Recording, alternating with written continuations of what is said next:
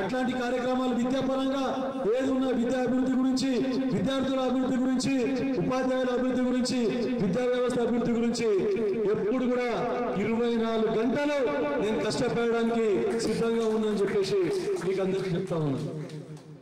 ముఖ్యంగా నేను ఎక్కడ పోయినా చెప్తా ఉంటాను, గర్ల్ చైల్డ్ సరే బేటీ బచావో బేటీ పడావో ఒక నినాదం ఉన్నది.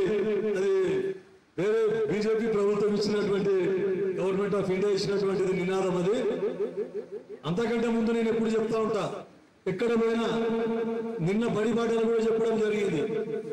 మీరు ప్రైవేట్ స్కూళ్ళకేమో మగ పిల్లలను ప్రైవేట్ స్కూల్కి పంపిస్తారు ఫీజు కట్టి, ఆడపిల్లలేమో ఎంత చదువుకుంటే అంత చదువుకొని అని చెప్పేసి గవర్నమెంట్ స్కూల్లోకి పంపిస్తారు. ఈరోజు గవర్నమెంట్ స్కూల్ అయినా ప్రైవేట్ స్కూల్ అయినా, గవర్నమెంట్ స్కూల్ కూడా ఉపాధ్యాయులు చాలా మంచి నిష్ఠావంతులైన ఇంటెలిజెంట్ ఉపాధ్యాయులు ఉన్నారు అక్కడ ప్రభుత్వ స్కూళ్ళల్లో ప్రైమరీ ఎడ్యుకేషన్ ధీటుగా, కార్పొరేట్ స్కూళ్ళకి ధీటుగా వారికి పాఠాలు చెప్పడం జరుగుతూ ఉంది.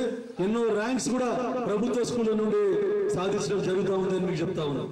అట్లా ఆడపిల్లలను ప్రభుత్వ పాఠశాలకు పరిమితం కాకుండా, వారికి చదువుకు దూరం కాకుండా ఆడపిల్లలకు ఎంకరేజ్మెంట్ చేస్తే ఈరోజు ఎన్నో ర్యాంకులు మగవారి కంటే ఆడపిల్లలకే ర్యాంక్స్ ఎక్కువ సాధిస్తూ ఉన్నారని చెప్తా ఉన్నాం. ఈరోజు మన కలెక్టర్, మన సంగారెడ్డి జిల్లా కలెక్టర్ వల్లూరి క్రాంతి గారు కూడా ఒక మహిళా సోదరుమని అని చెప్పడానికి గర్వంగా ఉంది అని చెప్పేసి చెప్తా ఉన్నాం. మీకు ఎక్కడ పోయినా నేను చెప్తా ఉంటా, కనీసం డిగ్రీ వరకు ఆడపిల్లలు చదివి ఎంతో మంది ఈ ప్రభుత్వం ప్రవేశపెట్టినటువంటి కళ్యాణ లక్ష్మి గురించి చదువు మాన్పించి ఏదో బరువు దించుకుందాం ఆడపిల్ల బరువు అని చెప్పేసి ₹1,00,000 ముఖం చూసి చదువు మాన్పించి 10వ తరగతి కంప్లీట్ కాకుండా తీసుకొని వచ్చి పెళ్లిళ్ళు చేశారు. ఎంతో మంది దగ్గరికి వచ్చి సార్ కళ్యాణ లక్ష్మి ఇప్పిండి, ఏమన్నా డిగ్రీ పాస్ అయితేనే కళ్యాణ లక్ష్మి ఇప్పిస్తారు, లేకుంటే కళ్యాణ లక్ష్మి ఇప్పి అని చెప్తున్నాను. వస్తే మీరు చదువు పని చెప్పేయండి, ఖచ్చితంగా మినిమం డిగ్రీ క్వాలిఫికేషన్ ఉండాలి. ఆడపిల్లలు డిగ్రీ వరకు, ఇంకా పైకి చదువులు చదవని, కానీ మినిమం డిగ్రీ వరకు ఖచ్చితంగా ఆడపిల్లలను చదివించాలని చెప్పేసి తల్లిదండ్రులను మరీ ఎక్కడ పోయినా, ఏ మీటింగ్లో పోయినా, ఏ సభలో పోయినా చెప్తా ఉన్నా, వారికి పెళ్లిళ్ళు చేయకండి, డిగ్రీ అయ్యే వరకు వారి జీవితం నాశనం చేయకండి అని చెప్పేసి చెప్తా ఉన్నా. కాకపోతే ఇక్కడ ఇంకోటి కూడా పర్సనాలిటీ డెవలప్మెంట్ లో నాకు చెప్పడం, నేను కూడా మీకు చెప్తా ఉన్నా, ఎన్నో కేసులు చూస్తా ఉన్నాం. మా డిఎస్పీ గారికి బాగా తెలుసు, పోలీస్ డిపార్ట్మెంట్ వాళ్ళు ఎక్కడ పోయిన కేసులు చూస్తా ఉన్నాం.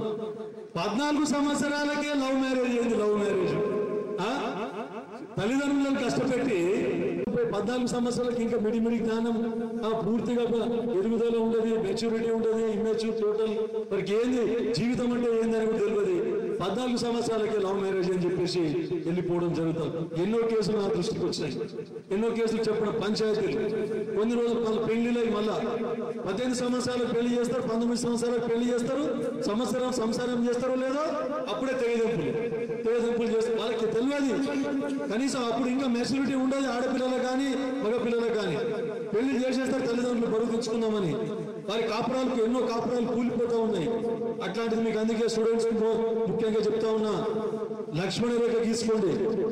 లక్ష్మణ రేఖ దాటిందనుకోండి, లక్ష్మణ రేఖ దాటితే అనర్థాలు జరుగుతాయి. రావణాసురులు ఎంతో మంది ఉన్నారు.